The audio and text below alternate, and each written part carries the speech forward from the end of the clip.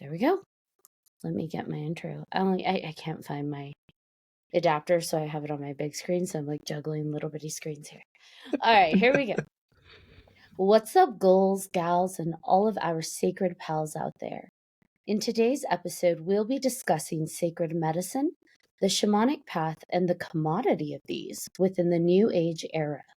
Joining us in this very important conversation is special returning guest, Dominique Isis. Welcome back, Dominique. Yay! Hi! Ooh. I'm so excited to be here again. Thank you so much for the invitation, the trust, and the ask, because I think it's such an important conversation to have in the times that we're in right now. Absolutely. I And also I think that it's really really cool. appreciate you coming on. Again. Thank you. Sorry, John. Right. No, you're good. I was going to say, I also think it's really cool that we had you on in January and here it is December and we're kind of starting the year and closing the year that way. So Oh, it's kind of yeah, cool. that's kind of cool. That is actually But really neat. I think it might have been the exact dates too, but I could be wrong.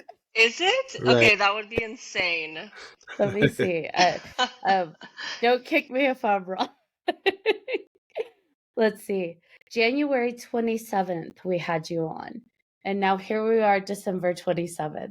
No. What are the Okay, odds wait. of that? What? Okay. That's funny. That's like, I don't know. That's like a rites of passage right there on its own. I think there's something sacred in there in and of itself. It's actually pretty incredible because it's not planned at all, and it just happened this way. So I don't believe in coincidences. That's So amazing. great. Yeah, we And started it with you and we're finishing yeah, it. 27th. What's special yeah, about no. 27? Anybody know? No, I mean, I can break down 2 and 7 for you, but I don't know about 27. I mean, it's both of those combined. I know, it's insane. I mean, the only thing I can say about 7 is, we talked a lot about Toltec shamanism and dreaming before, and the number 7, I don't know if I mentioned or, I doubt you guys necessarily remember, but the number 7 is what actually allows us to connect to moon phases. So I don't know, we're in a full moon right now. And I love the moon. You see how amped I get with the moon? Actually, the full moon, I don't know if you guys are in tune with the moon or affiliate with that in any way, but like this full moon this month for me has been pretty powerful. Like I've felt it more than the other ones the past few months. So it's been exciting. I didn't even have to check. I have a moon phase app on my phone. I didn't even have to check it. I was just like, full moon's here.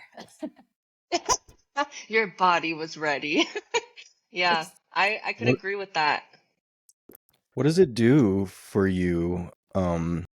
Like what's different from a full moon phase than any other phase?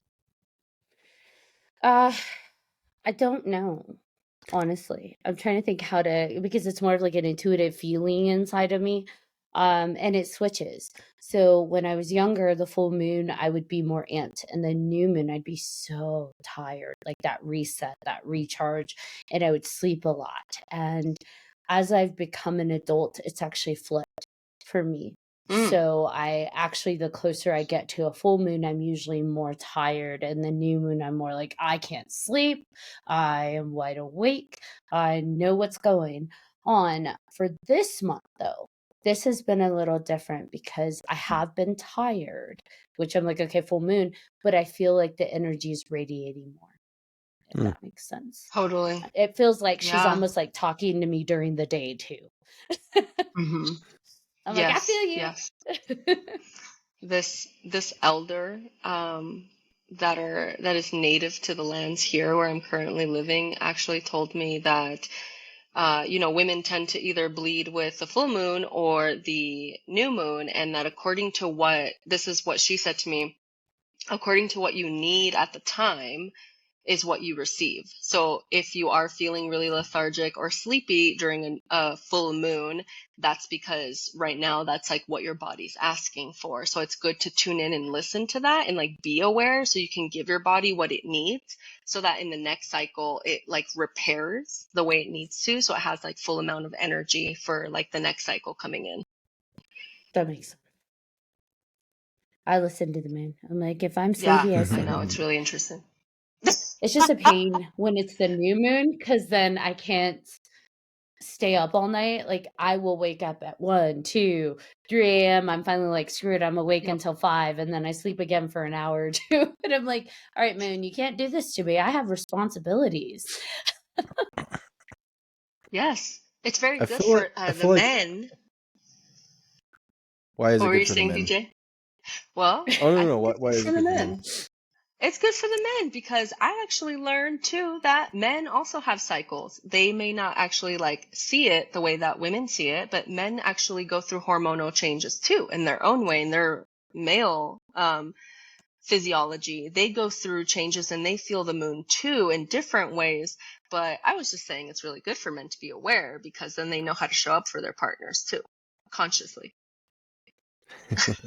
Ashley's Okay. partner's like, new moon time. You know, don't take things personally if I act crazy one day, you know? But But it's yeah. crazy. I'm a lunatic.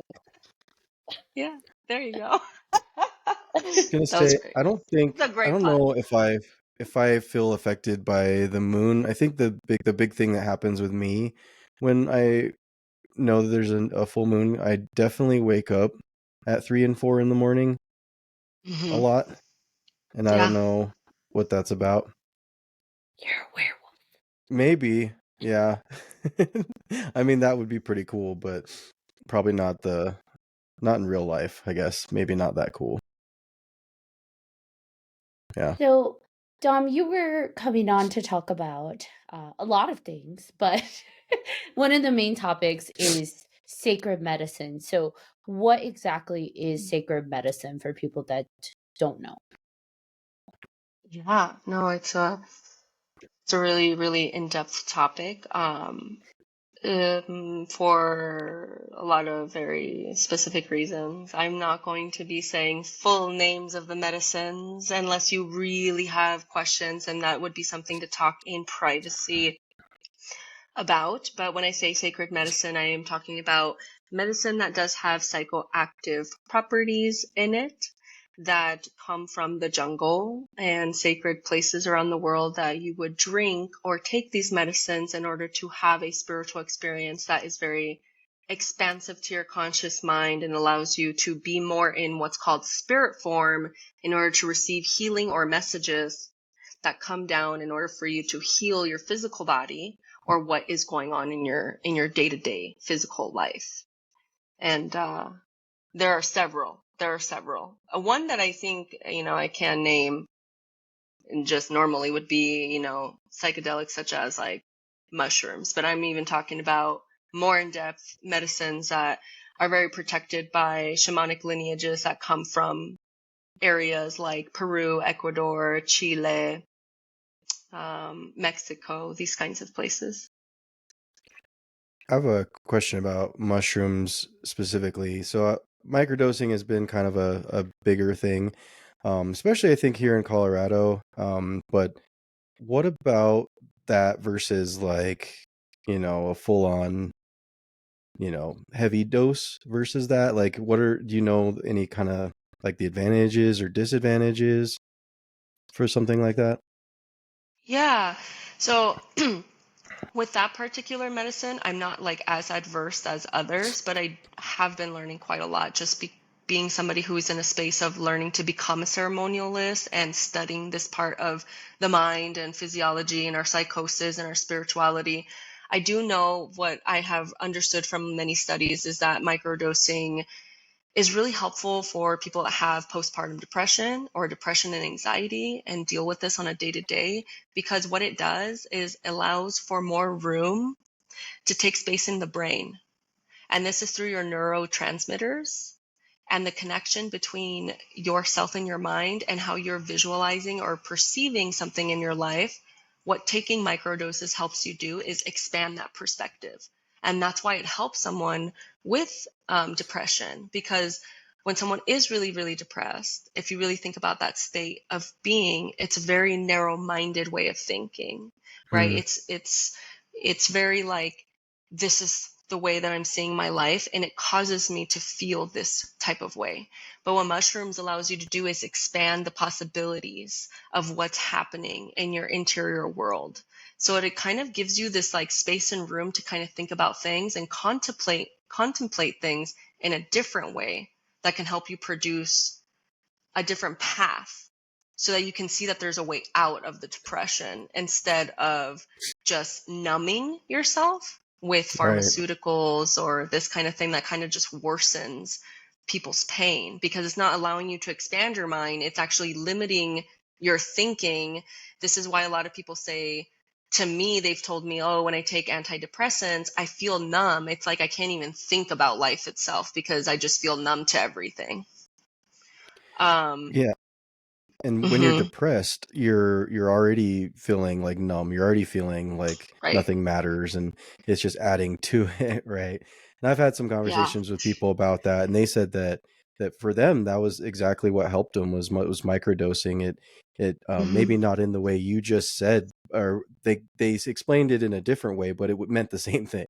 Like it Yeah. definitely opened up their mind to but without even like an effect, right? It didn't Mhm. feel like it was a something that you're like, ooh, I can feel this now. Like if you were drinking or something else, right? There's no like cognitive like feeling, but it just is like a almost like a yeah, like you said, it feels like if you're depressed or you have anxiety, you're almost cornered in a room, and then you turn around. It's almost like you turn around and then you're just if it feels more easygoing. Life just feels like maybe you're caring less about things that you used to freak out about, like less trigger and all that kind of thing.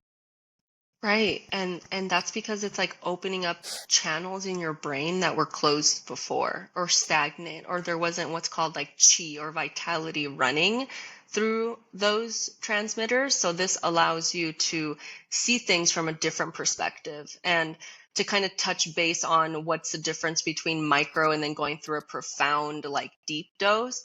Um, I mean, all I can do is talk a little bit about my own personal experience where I've tried both. And what I found with like the one time deep experience is that, I mean, it was really intense, and it took me a lot of time to integrate that experience for a little while. And I've also done micro dosing. What I have found for me personally, and this is only me speaking towards my physiology and my body, is the one time deep dose was really effective, and the micro dosing kind of affected me in the opposite way of what I was expecting for me personally.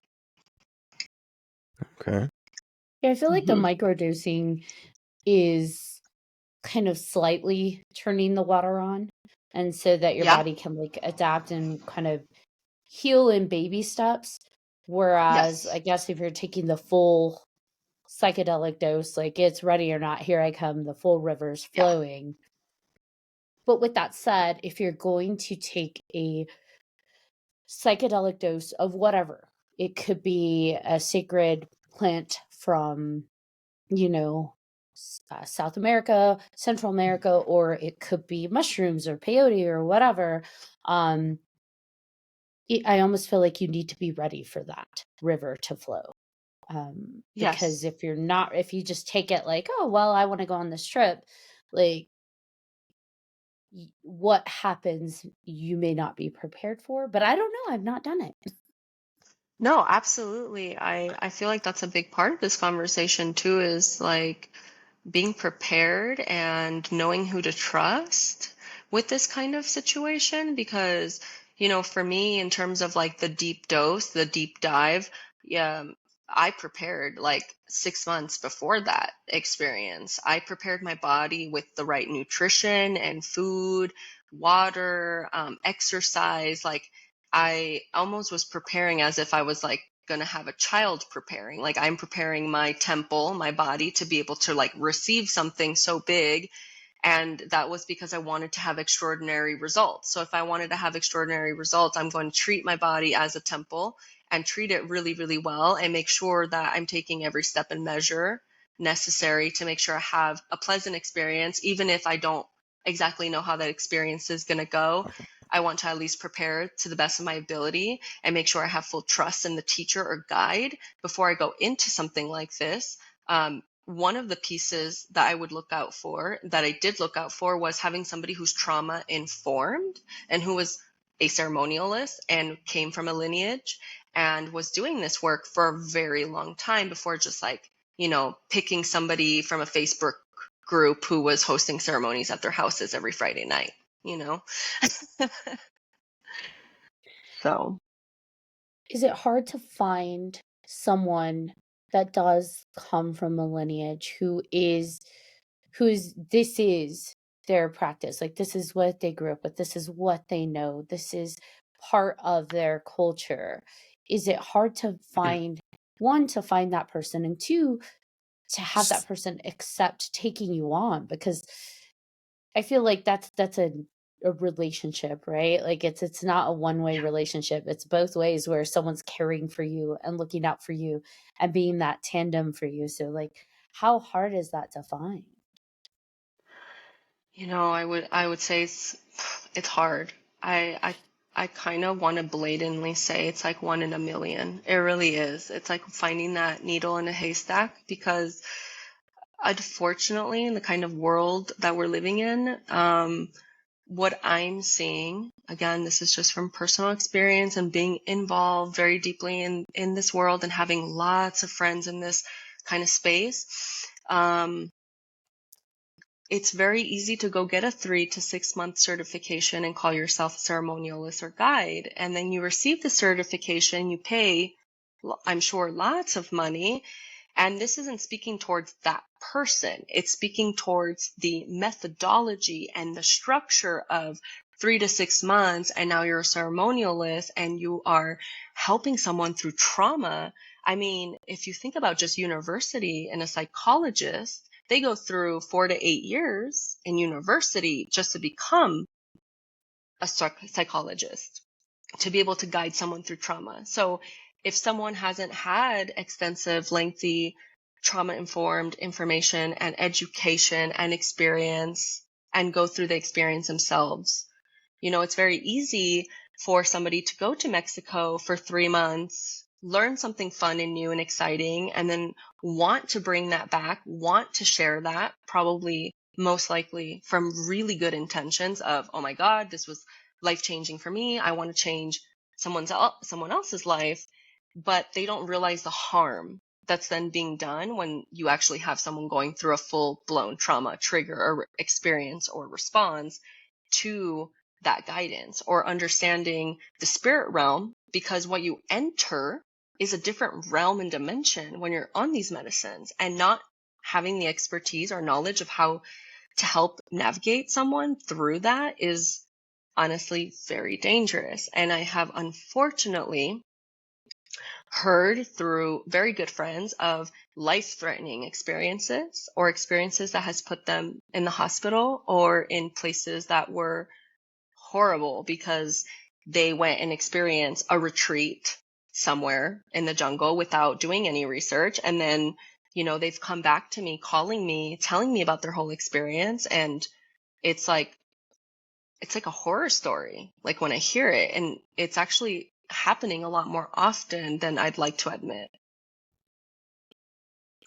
I mean, at its base Yeah. level, you have someone who has to understand, one, the plant that they're working with. It is a strong psychedelic. No matter what you're taking, any of these plants are strong psychedelics. And if you don't choose the right plant, or you don't choose the right quantity or the right dose, bad things can happen. And similar to how you put it, you know, the 3 6 month certification. I mean, if we go to a doctor and our doctor's like, here, I'm gonna give you these pills. I took a 3 month online degree. It's cool. Don't worry. I mixed it up in the back. Take this. We'd be like, are you nuts? But yet we're not having like that same, Yeah. discernment when we're going to somebody who's like, look, I'm giving you a psychedelic. Trust me. I know what I'm giving you and what I'm giving to you. To your point, we really do have to pause and think about what we're doing. Not saying don't do these things. They've helped a lot of people. But to your point, making Totally. sure you've got the correct source and guide to help you.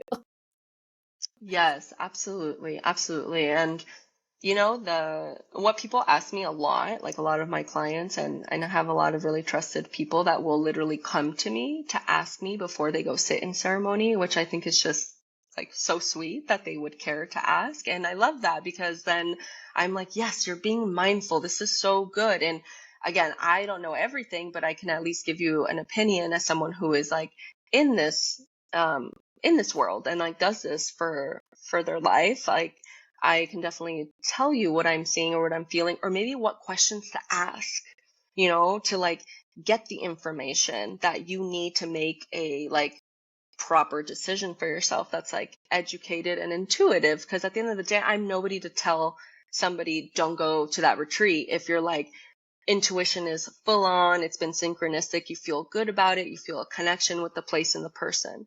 But what I can say is that there are certain like questions you could ask. And one of the questions I do tell people to ask is, how long have you been a facilitator for? And who did you learn from? Does it come from a lineage? Does it come from like a certain place? Did you attend it online or did you go like somewhere else to study? What is your background in this? Have you held space before? Because I think just having basic facilitator like training, it should be like a must to hold space. Just to learn how to hold space, I think it's important to at least know how does one hold space without judgment and with love. And then on top of that, now I'm going to be giving them a very serious like psychedelic experience that's going to blow open their spirit, and I had to know how to navigate that as well. It's like a double whammy, you know?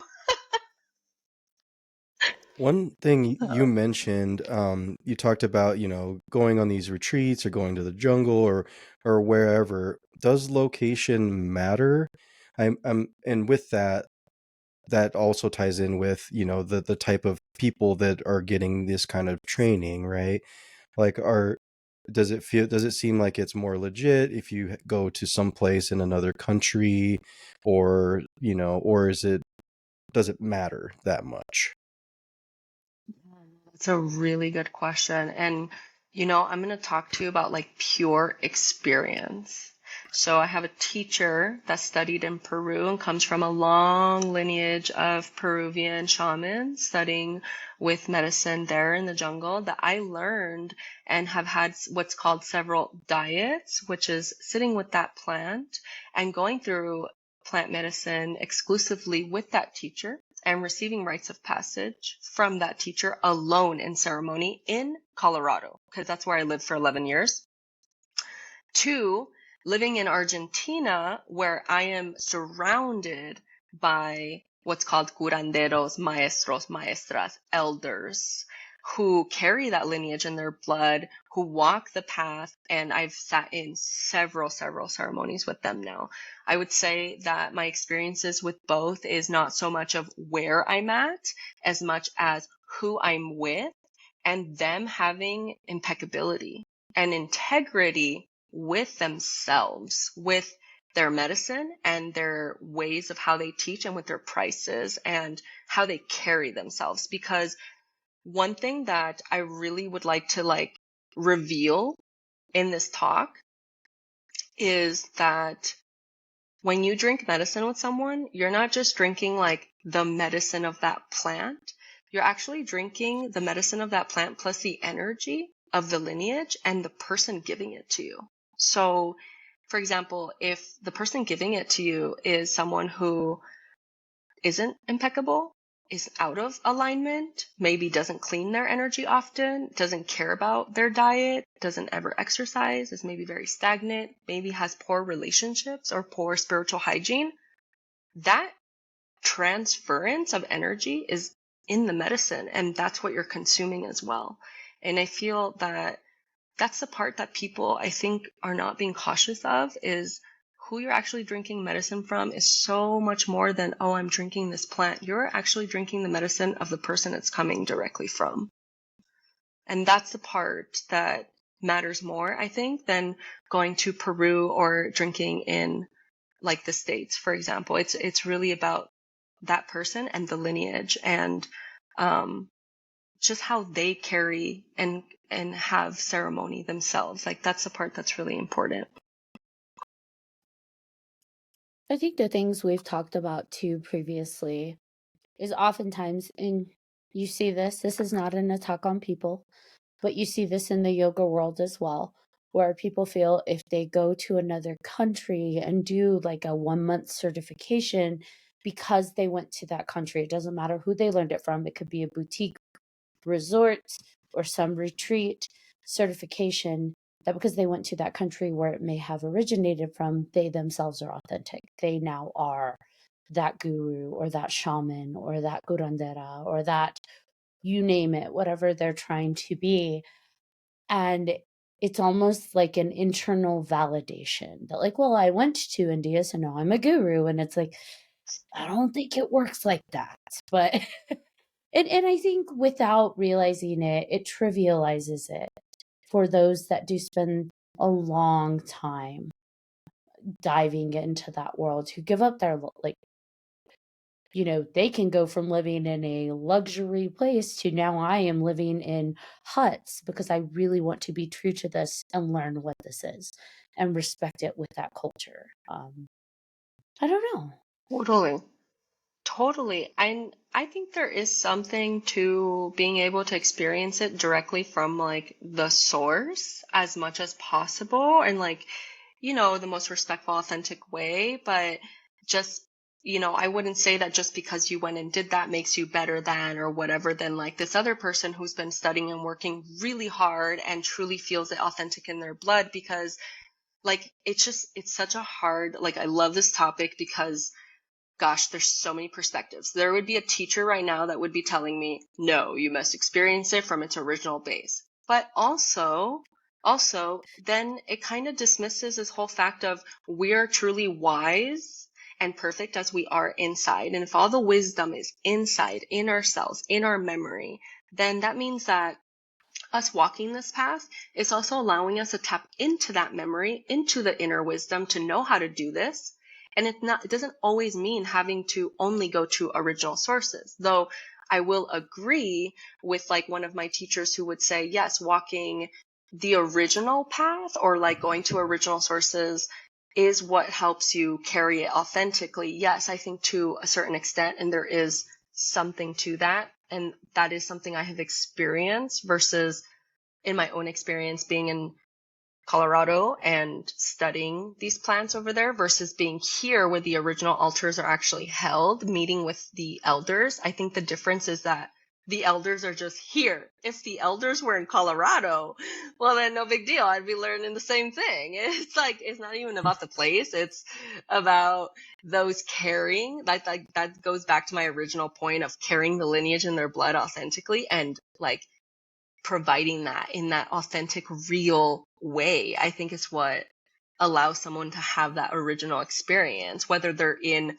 Peru or not. But I would say like something else I'd like to like reveal on here is be careful, because you know what also has happened is money has reached a lot of these tribes where these tribes had no money before, and Americans are the ones that like came in, like it was more the Spaniards, the conquistadores came in and stole all their land and stole and did horrendous things to their kids and their tribes and the wives and the husbands and the children.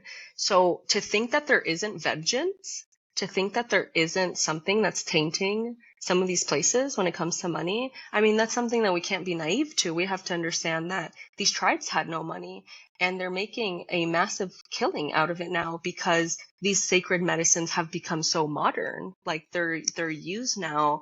Like I said something in one of my stories recently where it's like, stop drinking. Like I'm obsessed with Harry Potter. So I said, Stop drinking polyjuice potion, as polyjuice being the sacred medicine, like it's freaking pumpkin juice on a Saturday morning. Cause like, come on. It needs to be way more respected, but it's like, I say that because it's become that like new age modern world of we drink these to heal ourselves and ascend instead of visualizing and understanding that this is a tool and it's a path and it's a lineage and it's a way of being and acting and behaving and living, then it just is drinking one time and thinking all your problems are to be solved. So to go back to that of the tribes, they're making a lot of money. So we need to be conscious of that too, because we know what money can do when you've had nothing and all of a sudden you come up on tens and thousands of dollars, right? Are there any red flags when it comes to that kind of thing? Not just the tribes or anybody that's trying to sell you this practice or this juice or this whatever it is. Yeah, definitely. Um, you know, in my experience and what my elders, like my elders who actually from the jungle host people, see people, have clinics, all this stuff, what they tell me is I don't like to have ceremonies more than 10 to 15 people, because it's like 8 people is such a good place to be in, because you can accompany, like realistically, let's just think about it. A house filled with 8 energies. All right, that's a good enough energy. You could like feel that the house has a lot of buzz and there's a lot of people. Okay, imagine your small space with 50 people. There's going to be a major difference between energy and buzz and the noise between 8 people to 50, right? So one of the red flags that I've seen and what I've been told through my elders and their experience of doing this is that more than 15 people starts to become, and this could vary. It could be 20, maybe 30 for some people if you have helpers. But let's say you don't have helpers. You're by yourself. 10 to 15 people for one person is a lot. I kind of like to tie it back to preschool. I used to be a preschool teacher, and having more than 8 kids, I wanted to rip my hair out because it's 8 energies of 8 different little humans needing 8 different, completely different things. And it's a lot. It's a lot to manage. So I think that if you're well equipped, you have the knowledge, the experience, the help, I think having more than, 15, 20 people is fine. But if now we're getting up to numbers like 40 to 100, that's a major red flag. At that point, it's really being done for money reasons, because there really shouldn't be more than 8 to 10 people and more than 20 if you have help, because then that just becomes an saturation of energy. And how can you really, truly, like thinking about that just logically, how can you accompany 50 people in personal healing at once? Like, it doesn't make sense, you know? Yeah, I feel like a lot of people that are on that path, they're taking that journey to overcome some kind of trauma or to come through for some kind of healing, and to be able to be attentive to a massive amount of people going through that kind of healing, because especially if they're taking like a full dose of whatever sacred medicine that they are consuming, that's a lot of people opening up all that unhealed trauma and emotion, um all at once. And that to me, Yeah. just that doesn't sound like a good idea. No, I think it's I've not seen that. fun. I think I've seen that in like film, right? In film and TV shows where they're doing this stuff, and that's one thing that I've noticed is that when they're doing these traditions or doing these ceremonies, I've noticed now that you say it, like there's a lot of people usually in those situations, and it just seems like it's way too many. But I mean that makes sense that would be a red flag, and maybe it's something else, right? There's and when I relate this, it's more like horror stuff, right? And so yeah, it's definitely leading to something negative when there's that many people and they're all yeah, just the energy, right? Like I feel like I am empathic, and when I'm around too many people, just in general, just being around people, like it's super draining, and it's just a lot. And thinking about taking this sacred medicine on top of all of that, just It just sounds like just being overwhelmed, and not in a good way. Yeah, definitely. And, I do know of someone who did participate in a ceremony of 110 people in Costa Rica, and a lot happened. And she called me and told me about her whole experience, and I had to do a total of like, I think 7 sessions on her just to regulate her nervous system from how much trauma she experienced in that ceremony. Because another piece that's not talked about, and only shamanic community, like shamans between shamans and maestros speak towards this, is the spirits. The spirits of those medicines. Most people don't even know what that means. Like, what are the spirits of those medicines? Spirits, it's a portal you're opening. So to think that spirits don't enter, like spirits enter, there's a lot of things that enter in these spaces that the guide, the shamanic teacher, practitioner, ceremonialist is knowing how to navigate to make sure that these spirits from these worlds are also receiving healing, that they're integrating them into the ceremony appropriately. And when they're not, when there's so many people and people are releasing things, it's going to affect the masses. I participate in something that's called Temazcal. It's called Sweat Lodge in English, if anybody has heard of that. We participate in these weekly because it's an important ritual and rites of passage for those on this path to be able to connect and come together in community to learn this medicine. But it's the same energy in Sweat Lodge that's moving in these ceremonies. It's the same thing. You have the ancestors, the grandmothers and grandfathers, the lineage, the spirits that come in through the people guiding Sweat Lodge to be able to clean the traumas, the energies, the emotional difficulties people are carrying in their bodies, to release them in Sweat Lodge. And I remember I was in a Sweat Lodge recently of 22 people.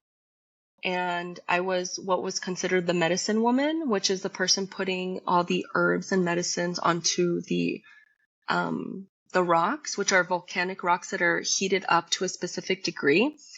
And when you enter Sweat Lodge, which is like a little hut in the ground, it's known energetically, spiritually to be the womb of the mother, or like the Mother Earth.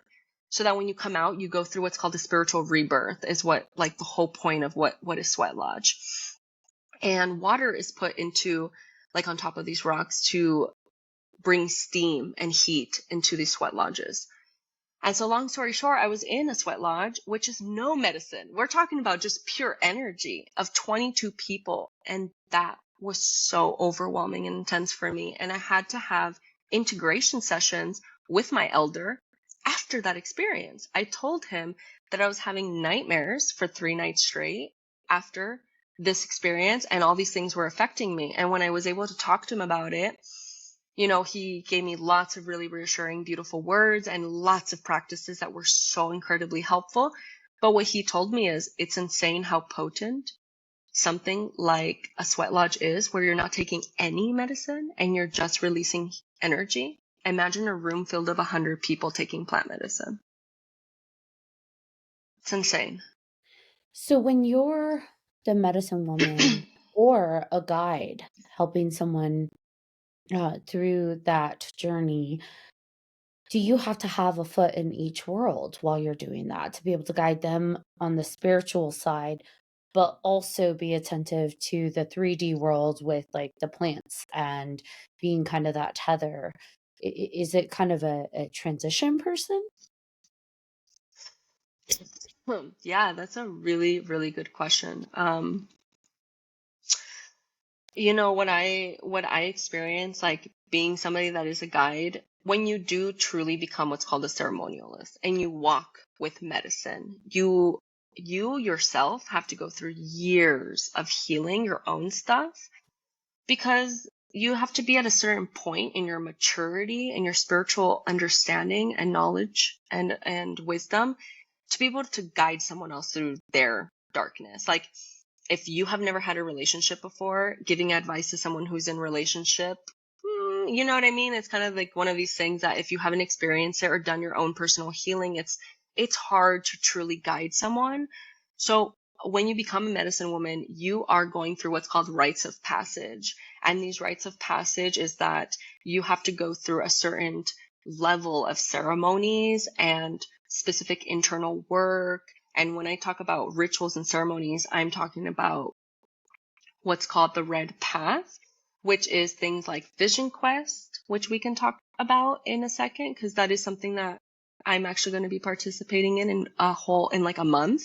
But you go through something what's called vision quest. You go through many ceremonies. You go through different rites of passage and understanding, meditation, and just like fundamentals of building your spiritual path that you walk daily and you work daily.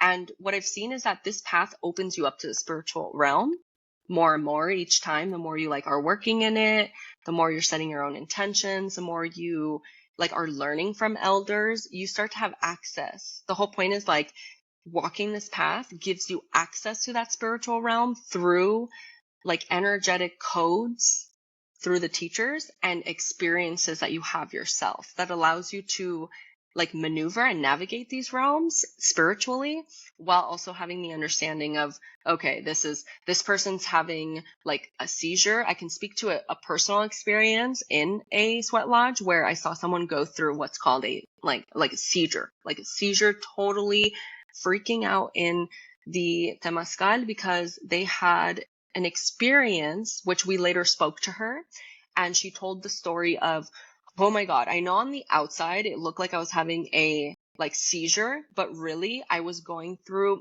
the memory of my mother's womb and what it was like to come out of her womb. And I had these flashbacks and experiences of like what my birth story was. And I feel like I was healing something in that, even if I don't totally know what that was. And it was insane because this person actually has like a physical illness that she doesn't have anymore from going through that sweat lodge. So it's crazy.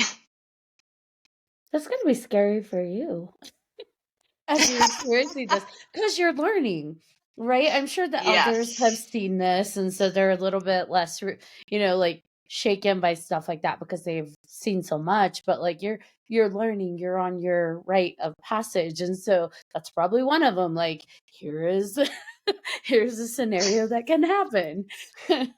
Yes.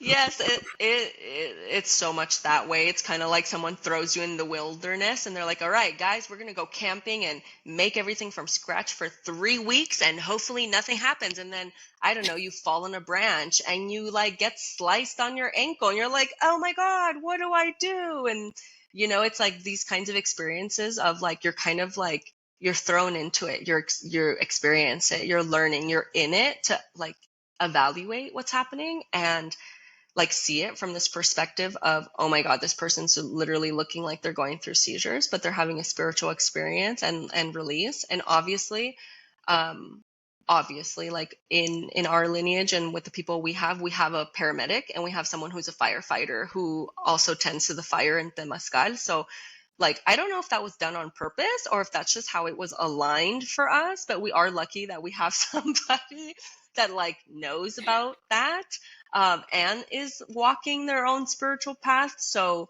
the fact that they didn't freak out, that they were able to handle the situation right away, like they helped her right away. She went through that experience and grew so much from it, changed so much from it, and now she comes back like pretty often. I see her coming back because it was so life-changing for her. Like that's amazing. And that's the power and potency of like of these medicines. That's why it can't be taken for granted or taken lightly because it's really powerful stuff. And we have to know how to have a lot of humility, reverence, and respect for what's happening and not just think that we know it all, you know? You One made a thing that really good you Oh, go ahead. you made a really good point, and I want to actually speak to the reverse of that. Oh, The inverse are you guys is frozen? You made I Ashley can hear you. freeze. Oh no. so I see everyone. Okay. So on the inverse of something you said earlier, and it keeps kind of sticking with me as you talk about these experiences and guiding people, is that you mentioned when you're taking the plant medicine from somebody, you're taking their energy and their lineage as well. And the inverse of that is you have to wonder with the people that are just like shuffling in all of these different people, right? Like you too can come for 99.99 and get your psychedelic trip, that commodification that they are giving their energy and lineage to each and every one of these people. And I have to Yeah, wonder, how does that impact the healer and the lineage with that being just connections given out so like so consistently? totally.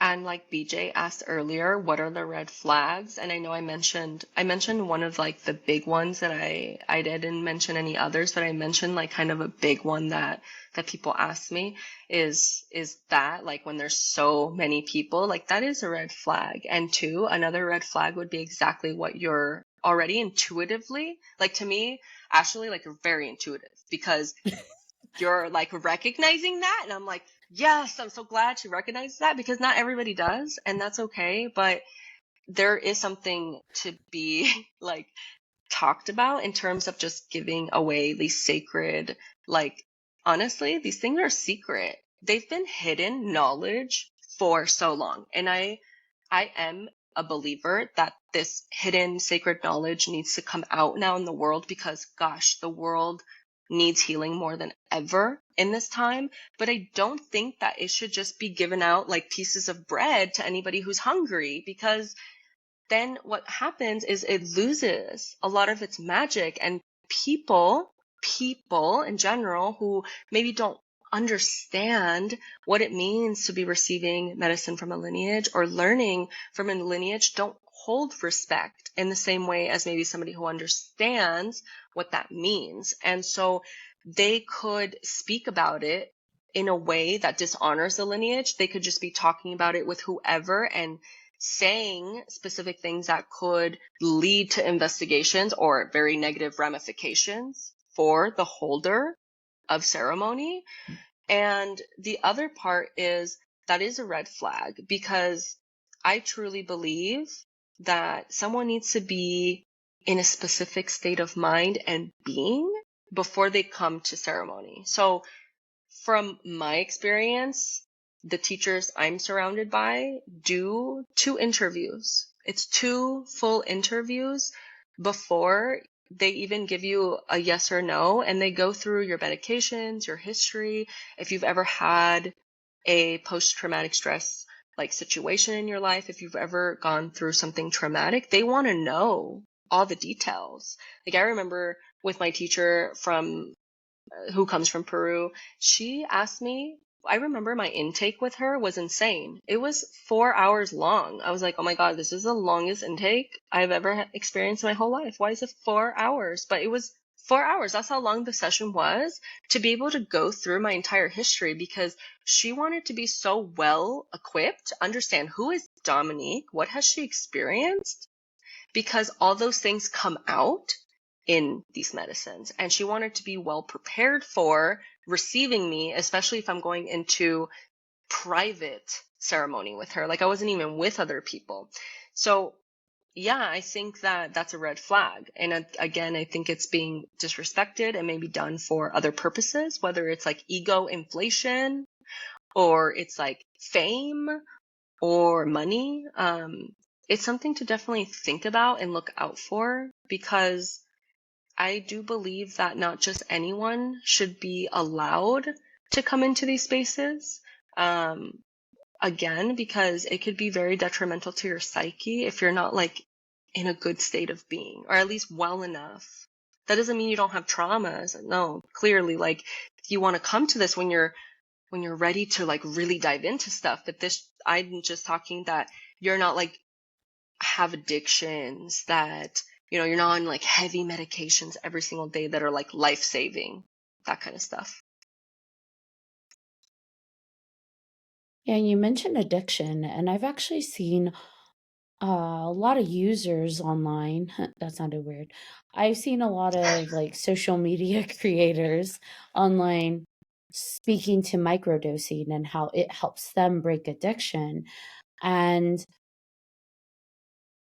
when it comes to sacred medicine, whether it's microdosing or full dose, is that something that for someone who has ongoing addiction or very present mental illness, whether it's very active depression or like crippling depression and things like that nature, is that something where someone would want to just handle with sacred medicine alone or want to use with another modality like to help with the healing? Yeah. I love that you asked this. So there is a medicine for that that is better than others, that is known to have so much clinical studies for addiction, and that's combo. Combo is a ceremony you go through with frog medicine, and that is specifically known to help with addiction. And that is something I experienced. Now, I didn't go for addiction. I went for completely different reasons, but I did go through several ceremonies of combo facilitation with someone that really helped me so much with my health. I can't speak highly enough of that medicine because I truly believe that it partially saved my life and really helped me with just ailments I was going through that doctors couldn't like help me with. So that's one I would definitely recommend for somebody that is maybe using or trying to get off. In terms of the other sacred plant medicines, it works in your body in a different way. It works on the psyche, and combo works more on your physiology. There is no psychedelic reaction, although that doesn't mean someone can't go into a deep state of like internal meditation maybe with it, that they experience psychedelic like things, but there is no psychoactive ingredients in that medicine the way that there are with the other sacred plants.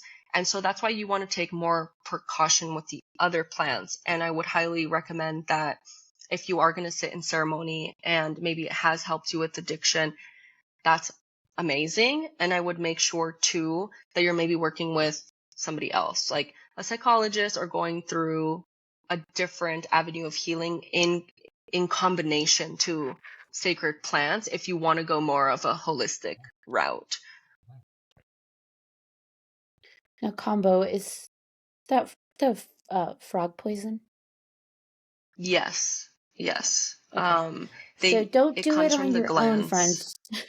Just like anything else in sacred medicine, go with people that have actually studied and worked with us more than 3 months.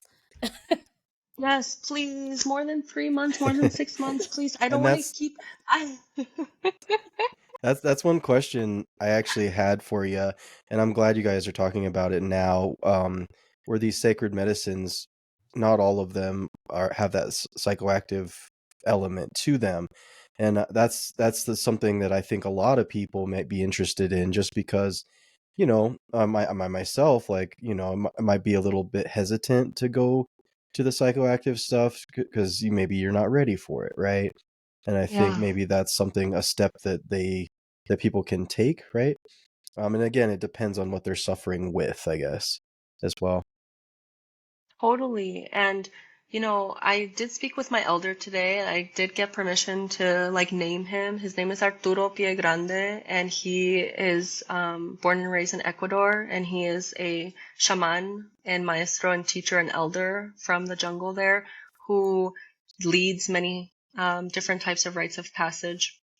And he comes from a whole long line of lineage of teachers and maestros that are now in spirit.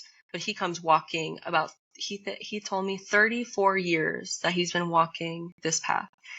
And something he did tell me today that he wanted me to share is, if you're somebody that's curious and like doesn't know where to start, and you're like, I don't know, maybe do that one day, or like, where can I start if I'm an empath, BJ, like you're saying, I'm someone sensitive and I'm kind of nervous to enter a setting like that. Like, where can you start?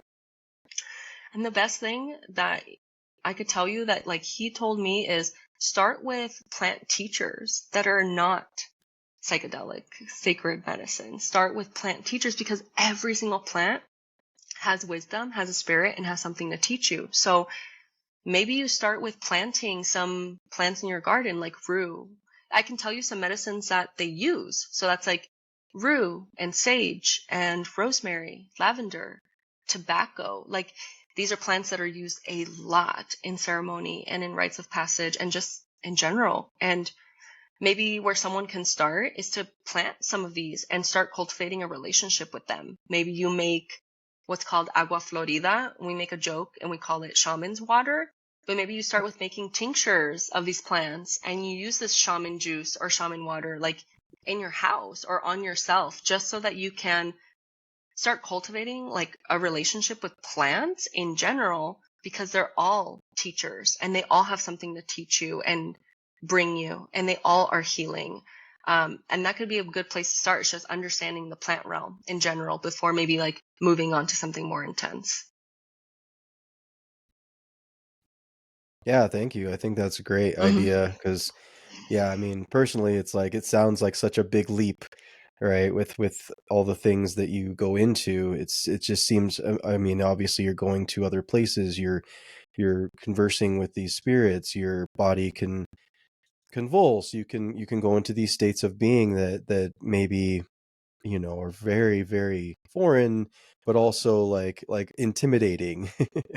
But again, I Totally. guess also you're going into it. You also have to go in the right state of mind that you're there to heal, to get help, to grow, to become maybe a better version of yourself that you just haven't discovered yet, right? Totally. Totally. You know, one thing that's said a lot in our path is we're here to learn. That's it. We're always learning and it's like you could be and my teacher I laugh because it's seriously so cute and so humble and he truly means it. He's been walking this 35 years, right? Like I mentioned. And every ceremony I've ever sat with him in, he goes, "This is my first time taking this plant." And like I remember the first time he said that, I was like so confused. I was like, "What?" But then I started understanding that what he meant is this is the first experience of a new experience. This isn't my first time with this plant, but this is a new experience. So it's my first time in this experience with you all. And he really has this attitude that he carries that like with everything he does because it like comes out of his pores that even though he's an elder and someone people like bow down to and revere and like put on a pedestal, he always says like, I'm just a human. I'm a human like anybody else. And yes, I have this whole path ahead of me, but I'm learning every single day. And if we can humble ourselves every day to learn something new, then that's like what life is about because then we're always learning. We're always accumulating knowledge. We're always savoring the moment and like expanding ourselves instead of stopping our learning and thinking, okay, we don't need to learn anything anymore because we know it all, or, like that'll start inflating your ego over time. So he just says, like, if there's something you can learn every single day, do that. So maybe it's like you want to learn more about plants, get a book, read on it, cultivate some plants outside in your backyard, start smudging yourself or playing with these things and like learning about yourself in with these plants. And then, from there, your relationship will build with them and will carry you on to the bigger head honchos, so to speak, of those like big medicines. And you won't feel as intimidated if you have like that understanding and cultivation with the plant that you're here to learn and heal. And it's a personal journey. I'd like to make it known that I can't keep plants alive except for two types. I can grow the heck out of aloe plants. I don't know why. Oh, good. And succulents. Anything else? Oh, is it because they don't need that much water, Ashley? I don't know. You got called out. These ones, I'm I just don't know though, playing. because I feel like you have to water them enough. It No, you might do. be. I have no idea. Don't feel bad. Don't I feel do bad. love aloe plants. I will say that. Yeah. I love to grow aloe plants.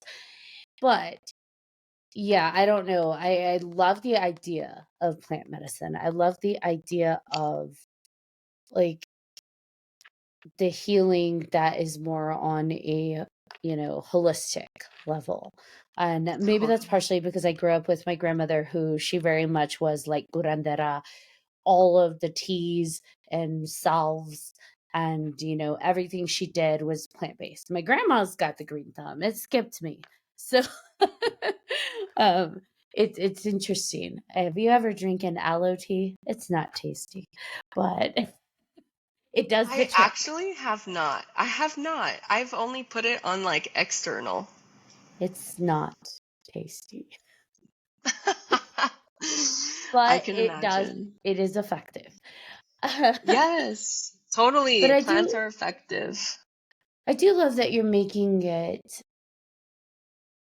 you are speaking to how accessible it can be and how you are Yeah. encouraging people to be, intuitive, that you don't have to go to Peru to tap into what's inside of you and to know what's within your truth and to work with the earth in your backyard. We've all got soil. It's just where is it and how can we integrate with it? And I do love that because I feel like some people think, well, I don't have $3,000 and I can't take 2 months off to go live in Peru, or I can't, go do any of those things because it's not accessible to me. And I love that you're pulling it back and you're like, it doesn't have to be that complicated.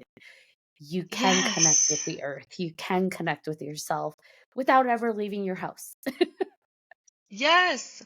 100%. I think people, I know, like, put myself in this too in the past, like, and there are moments I catch myself, like, we look so much on the external. We think like the problem is outside of us when it's really not. It's always a reflection of what's going on inside. And I do for my Toltec shamanism that I've talked about on this podcast, that shaman does not touch plant medicine, doesn't touch plants, period. It's all dream work, energy work, and using like obsidian tools and your own energy and your own affirmations, like fully 100%. So what I do want to say on here is you don't need plant medicine to ascend, to get enlightened, to fix all your problems. Is it a tool? Is it so helpful? Is it beautiful? Is it an experience you'll never forget, unlike anything else? Yes. Is it going to help you?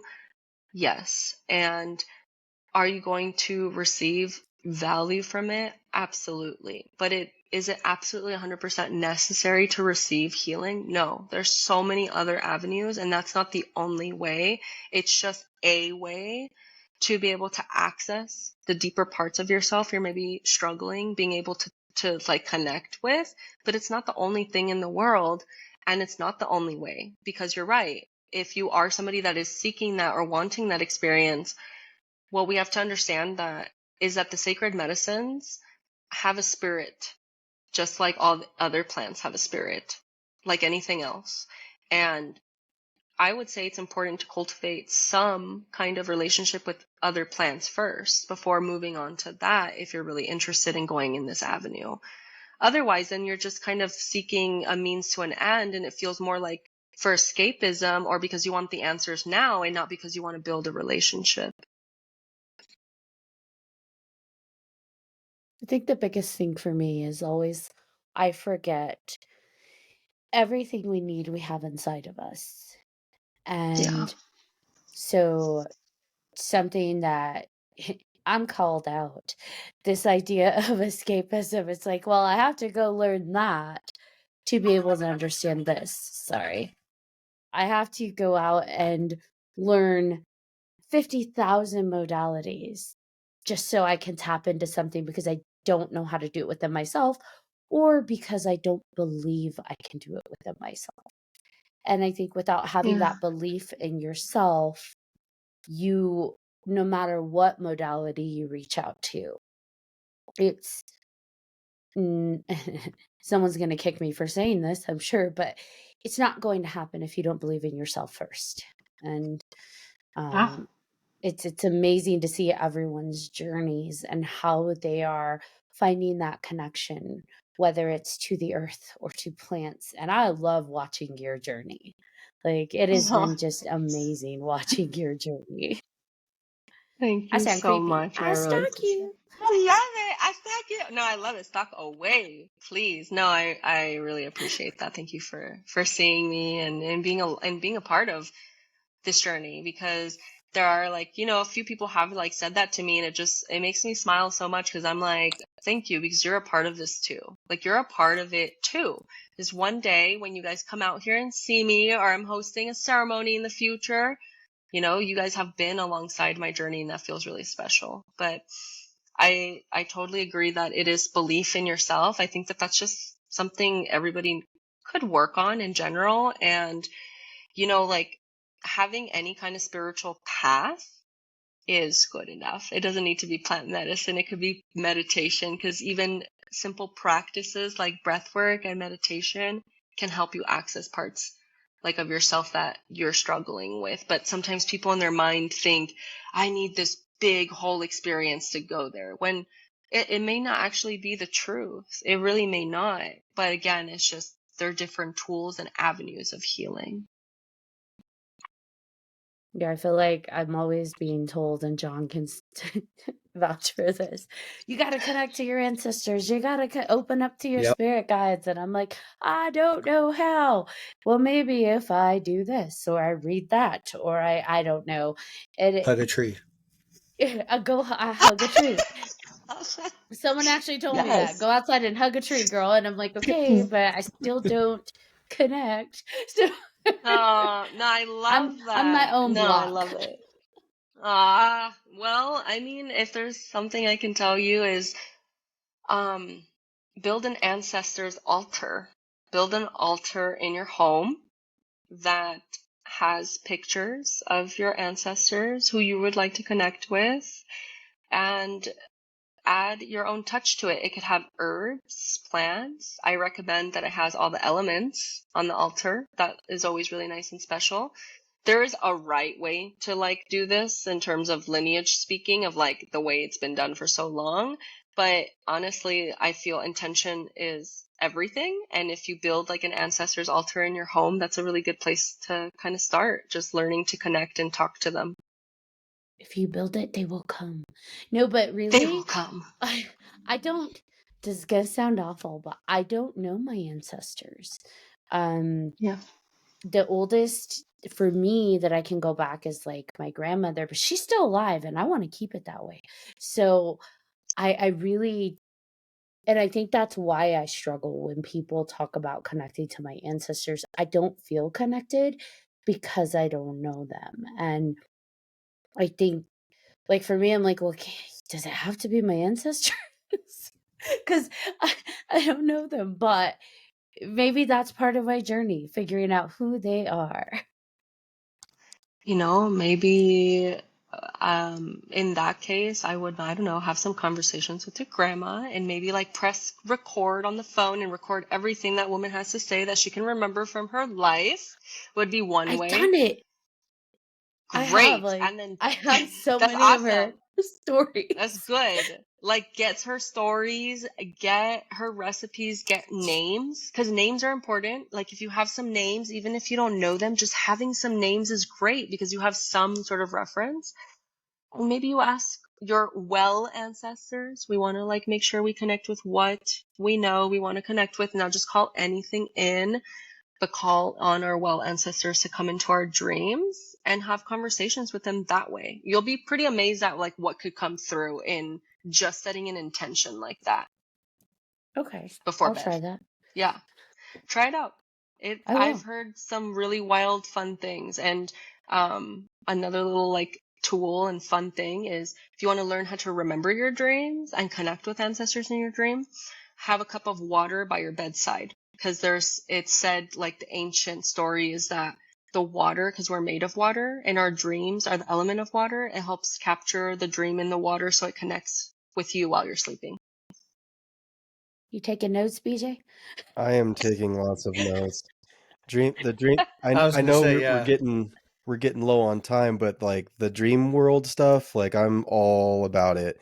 Like there's so many things that I want to talk about with in regards to that specific thing, and ancestors and stuff. And I definitely I've been talking about a dream I had recently. It was on Dia de los Muertos. About I went through that whole cycle. I went to the land of the dead and went up to heaven and came back. And then I came back to my body. I didn't It took me a good minute to figure out who I was and where I was. Um and yeah, it was nuts. So yeah, and all I felt was just love, and just it was overwhelming. It was so overwhelming because it was a emotional and spiritual sensation and not a mental one, which when you come back to your body, it felt very my mental side was trying to, figure out what everything was going what that was all about. So Yeah. Yeah. Um, well, it's so funny that you might mention that. So I've actually been straight up told by my teacher who is Toltec. He lives in Mexico City. So Dia de los Muertos is something that, like, I'm not Mexican, I'm Cuban, but it is a tradition that I love so much. It's so beautiful. And I do practice that because he is one of the first teachers that I found when it comes to anything like shamanic. And something that he told me, I actually remember it straight up from a conversation I had with him, was he said, yeah, when the dreams, when you visit the Mictlan, Mictlan is the world of the dead, the mhm. place of the ancestors, is because you have been called forward by your ancestors to carry their lineage forward. It's like this rites of passage and initiation that happens in your dreams where you get to be involved with the ancestors and be in the land of the dead, which also, like in terms of powers, this is how he said it. His words were, it means you have spiritual powers to share with the world. And it's about starting to learn what those are, because that means that you're being given direction, that it's time to start working on that and revealing that to others so you could help others with healing. So it's like he talks about being a magician, which means somebody that can like manipulate the elements and has magical powers, basically. It's like what he You're a told me. wizard, Harry. that that actually makes a lot of sense, because in the dream they gave me a message that I remember clearly. They're like, just, be kind, spread kindness, and if people don't know how to do that, like, teach them, which I thought was really, Wow. yeah. And I'm like, I'm not, I mean, I'm a all right kind person. I'm not like, I'm not the kindest person in the world, but I'm like, I guess, like, okay. So That yeah, it means was it was very you're interesting. no, no, that means you're so kind. That means that you have a pure soul. It's a soul that has kindness at its core. So it's not even about personality traits like, hey, I'm a kind person, I think. It's like, no, you at your core and your essence are good, are pure, are of good nature, of good essence, and are kind. And that message to me feels very clear for sure. Like something to investigate because they're giving you direction and instruction. Yeah, and that's the question, like, where do I go from here, right? So I'm excited to find out. Absolutely. I think with time and maybe setting some intentions in the dreams, kind of like how I said, put that cup of water next to your bed, set some intentions, speak them out loud while you're in bed before you go to sleep. This can help. That it that is so funny that you say water next to my bed, because I feel like whenever I do have water next to my bed, which is a lot, I do remember my dreams, and yeah, it's they're kind of intense, and I didn't realize that was even a thing. So I Yeah. am taking notes, Ashley. Perfect. Perfect. I think for you too, as well, BJ, is that because the question is, okay, now what do I do with that? How do I like teach kindness? And I think we're always told and taught that the best way to teach is to lead by example. So I think even if you just start outwardly showing actions of kindness, that in and of itself is already spreading that message. I think people are oftentimes inspired when they see other people doing things of kindness, whether it's service to the community, service to however you view that, like what that means to Yeah. you and your truth, that people see that, they feel the authenticity of it, and then it oftentimes ripples out as spirals for others to follow. Totally. I think sometimes just being who you are can be really naturally healing to someone else, and you don't even have to do or really say anything. It's just having your presence there makes a difference. Great. Yeah. Just say, I have arrived. Boom, baby. Yeah, Yeah, you we'll see how mentioned it goes. Division Quest, Dominique. What, and you wanted to speak to that. What were your thoughts? I know that's very sacred, so I don't want to ask any questions. I'd rather let you Yeah. lead that discussion. Thank you. Yeah, there's a lot I have not been given permission to say, because it will take away the magical essence of what it is, and for people to naturally be guided to that. But what I can say to that is it is a 4-year commitment, with each year being more days that you're in, what is it called? Fasting. That you are fasting in nature, but it is not just any kind of fasting. You are in spirit form and you're fasting from everything: water, food, and being able to speak or be next to anyone or speak to anyone, while being very, very securely guided, very well supported throughout this entire experience, with many, many, many, many people holding space for those going up on their days. And then just knowing, by the way, for anybody that like their eyes went 4 days, no food, no water, on year 2, 3, and 4, which are 7, 9, and 13 days, you are given sustenance on very specific days. I can't say anymore, but you are given sustenance on specific days, obviously, to keep your physical body healthy and you're well. And, you know, they always recommend to see a doctor before you go and do something like this if you're unsure of your health. There's always paramedics, usually, that are like there if anything were to happen. If you're on medication, obviously, this is something that's very, very, very discussed, like appropriately, with the leaders of this whole experience. At least in my lineage, I cannot speak for others, because this is done in different parts of the world with several different lineages, and I personally can't speak about those because I don't know their protocols, but I know that in the way that we're doing it, it feels really safe and it just feels really impeccable and well done.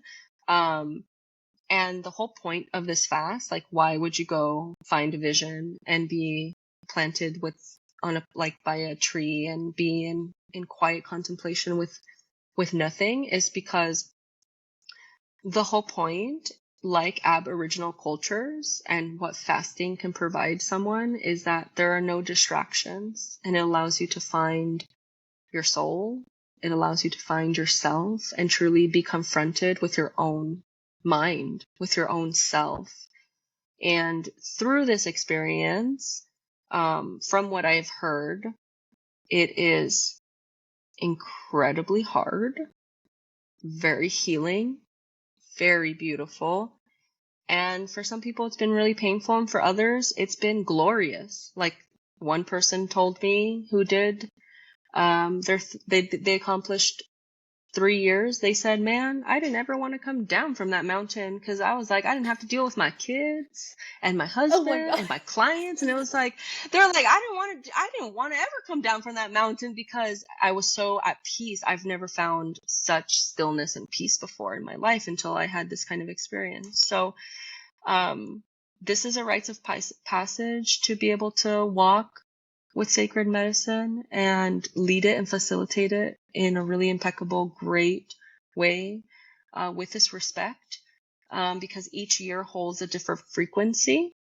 So I can speak to my experience. The first year is the door of humility, which is learning how to go without water and food for these days, because the elders tell you that until you've experienced what it's like to not have food and water, you don't truly appreciate it. And so when you actually feel not having it, what that actually looks like, feels like, then you can actually start respecting it and appreciating the abundance the planet has. So it's a way to connect with nature and yourself in a very, very deep ceremonial way. And lastly, what I want to say about that experience is that it's open to anyone. So it's not just for somebody kind of like in the shamanic realm. It's for somebody that truly wants to be with themselves and find themselves. So you could have like a different path that could be yoga and meditation and go through these 4 years, or go through 1 year if that's what you truly want to do. But if you're somebody that wants to walk with medicine with integrity, you go through all 4 years before you're given any kind of permission or blessings from the elders to take the next step forward on your journey, on what you're looking for, what you want to serve in the future. You made a really good point that I would like to maybe go into a little further. Is you said that your friend was like, I never want to come down from the mountain. And I feel like maybe in the past with these vision quests and walking with medicine, it was a little easier to stay on your path because there wasn't so much distraction. For those that are going on this journey, is it difficult to find that balance of staying on the path and maintaining what you found in that vision quest while still having to live in the modern era of social media and technology and television and everything like that? Man, you took the words out of my mouth, because this is a conversation I had recently, where I actually told somebody, I'm learning all of this. How do I hold integrity on social media, doing the work I do, being somebody like, I don't consider myself a public figure, but somebody who's like working towards becoming more public with her work and to make an impact in people's life. That's natural, being somebody where the spotlight is on in social media or gatherings. I actually said to her, I was like, how the heck do I walk this path and do that? And she said to me, when you figure it out, let me know. Because she's been on someone on this path. Literally, she's been someone on this path for 8 years. And she's like, when you figure it out, let me know, because I too am trying to find that balance of how do I hold the integrity of everything I'm learning and receiving and take it to my everyday life, take it to my home, to my kids, I don't have children, I have fur children, but it's like, take it to my kids, take it to my family, my relationships. And that is the goal. The goal is balance. It's always finding equilibrium in everything you do. As much as possible is bringing these teachings in and living them in your everyday life. And no, it's not easy. And no, not everyone does it. And yes, there are lots of people that follow the protocol, 4 years vision quest, lots of ceremonies, yada, yada, yada, and don't actually walk the path, meaning they live and take action on what they're learning every single day. And yeah, it is really difficult because there are so many interferences in life. And I think the purpose of things like these rites of passage that we're talking about is to help you with that balance, right? It's like every day you're in your livelihood of your day. Well, then you have these experiences that are intense to help you remember all of that and to continuously in your life integrate it. I think it's about integration as much as possible, and having these experiences that you can remember and go through so that you can bring that back into your daily life and constantly walk this path of this balance. But it's hard. I'm not going to lie. It is hard. I guess if it were easy, everybody would do it. Yeah. Yeah, it's being mindful. It's like truly living consciously and with mindfulness 24/7. Yeah. Do you ever just want to sit on the couch and be like, chips and dip and chocolate cookies? Yeah. Yeah, and I totally do. I'm not gonna lie. I totally do. I totally do That's that. right. And I totally do that. I really do. And I think at the end of the day, I will just like reiterate what my taita always says to me is, you're a human. I'm a human. We're all human. And we're trying to figure out this human experience. And every day we're learning. And that's what that is. So I think it's give yourself some grace to be able to sit on the couch and cry and have ice cream once in a while. Like, there's nothing wrong with that. I like to tell myself, I'm just testing myself to make sure I can still get back up. It's good. I'm good. Yeah, no, totally, totally. And, a brother of mine, like a spiritual brother of mine on this path, always says, like, spiritual warriors, man, that's what we are. We're spiritual warriors and we're humans at the same time. And that's what makes the path hard is yeah, like you have to dedicate. I think one question somebody asked me one time, and I've gotten it often, is how much time do you put into this? And the answer is 24/7. Every day, every single day, it's a commitment. Each day that you arise is a new day to give gratitude for and to remember the elements and remember everything you've learned in everything you do. So it's like it is a commitment and a dedication. It is a path you walk, not a certification you take for 6 months. And you too can be a shaman for $99.99. Yeah. Yeah. Exactly. This has been a really awesome conversation, and I always love having Thank you on. you. I feel like if you're open to it, we'd love to have you back on to talk about dreams. I know BJ really wants to get deeper into that world, and I always love being in Please. Absolutely. that world. Do we have Absolutely. I'd be any happy. final thoughts before we wrap it up? I just want to say thank you for coming on, and it's just so enlightening just to listen to you, and you could just tell just the kind of energy, the kind of just grounded you feel, like it just comes out of you. It's nice. It just feels like you're coming from a space that's just, I don't know how to describe it, just very genuine and friendly, and it's not, you're not selling anything.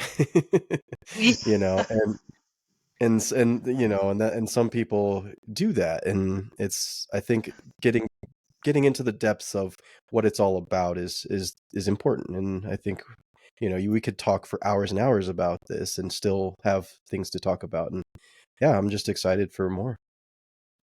I would Oh, like to say that was her energy before she even started on this.